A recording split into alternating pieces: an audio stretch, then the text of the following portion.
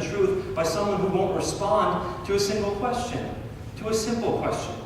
Jesus claimed to be the God of heaven and earth 3 times over in Mark 14. Once by saying the I am in a very similar way of God in the Old Testament. Once by saying that he was the Son of Man coming with the clouds of heaven.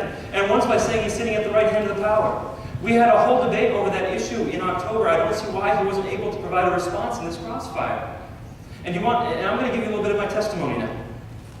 What happened to me was when I looked at Mark 14, and this is why I use it so much. When I looked at Mark 14:62, I realized there was no answer for this. When I looked at the other things in John, when I looked at the disciples forgiving sins, I could convince myself, okay, maybe the disciples forgave sins just like Jesus forgave. I could convince myself of all that. But what I could not convince myself of was why on earth does Jesus say he is due worship when he just said only God is due worship? Why on earth does he say that he is due service when in the same book he says only God is due service? Why on earth did he do that? And then I also asked myself, how on earth were all the Jews who believed in one God so strongly changed all of a sudden? How is it that Peter, who went from believing in just Yahweh, all of a sudden goes and is ready to be crucified upside down for the fact that Jesus is God? How is it that Paul, who went from killing Christians, turned around to dying for Christianity? I can't get an answer for all this. And then I look over at Islam and I see Jesus doing all these things that were made up in Gnostic Gospels.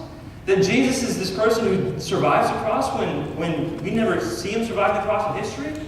So I see, looking at history, Jesus does all the things that are in Christian texts, and none of the things that are in Islamic texts.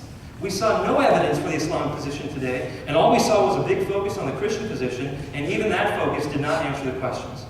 Ladies and gentlemen, yes, I am flustered, because I can't understand why someone can't answer a simple question unless that person does not want to see the truth, which is that Jesus claimed to be divine, and he claimed to be the one in heaven who would be worshipped by all nations, all men, of every tongue, of every language. Ladies and gentlemen, God came to this earth, and he's waiting for you to realize that.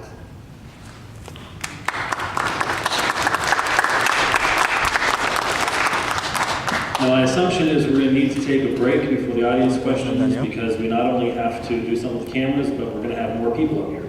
So we got to do sound and stuff like that. So give us a few minutes to get set up for the audience questions.